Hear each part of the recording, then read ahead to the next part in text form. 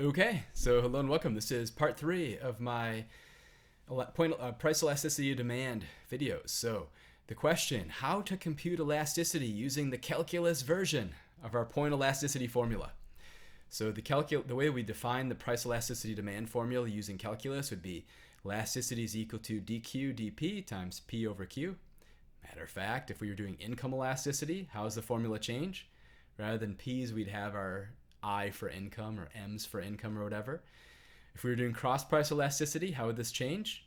This would be like the quantity of good one. This would be the quantity of good one. This would be the price of good two. This would be the price of good two. Anyway, so price elasticity of demand is a percentage change in quantity divided by percentage change in price. That's the literal definition. Our point elasticity formula gives us, a change divided by a starting point is a percentage change. Change divided by a starting point is a percentage change. And so this is literally percentage change in quantity divided by percentage change in price.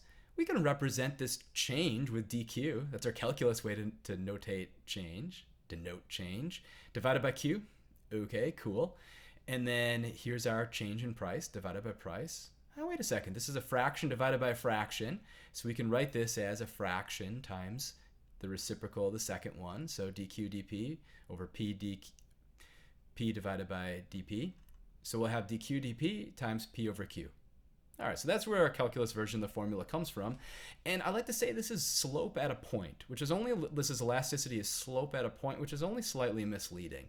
Here's the slope, dq dp, here's the point, price divided by quantity. So when you're using the calculus version of our formula, you really have like 3 numbers to worry about. You have the slope, you have the price, and then you have the associated quantity. So circle it here, 3 numbers if we're actually going to calculate this. Let's take an example. Let's just take a really super familiar example. So suppose our demand curve is quantity is equal to 10 minus p. The midpoint is going to be quantity of 5, price of 5. And we know the midpoint corresponds to where demand is unit elastic, so the elasticity has to be 1. Let's verify using our point elasticity formula. So the slope of this thing, dq dp, the slope would take the derivative with respect to price. That's going to give us minus 1, so the slope is minus 1. The price, the price was 5.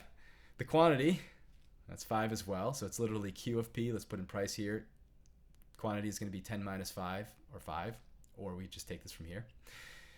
Either way, we're going to have minus 1 times 5 over 5, or minus 1 times 1 is minus 1. Sure enough, our price elasticity of demand at the point 5, 5, using our calculus version of the formula, indeed is going to be minus 1, which is exactly what we'd expect the price elasticity of demand at the midpoint to be.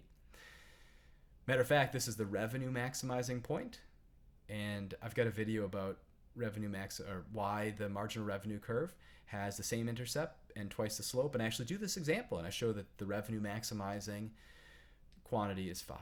But anyway, I'll go ahead and conclude here. Like, subscribe, whatever. Have a good day.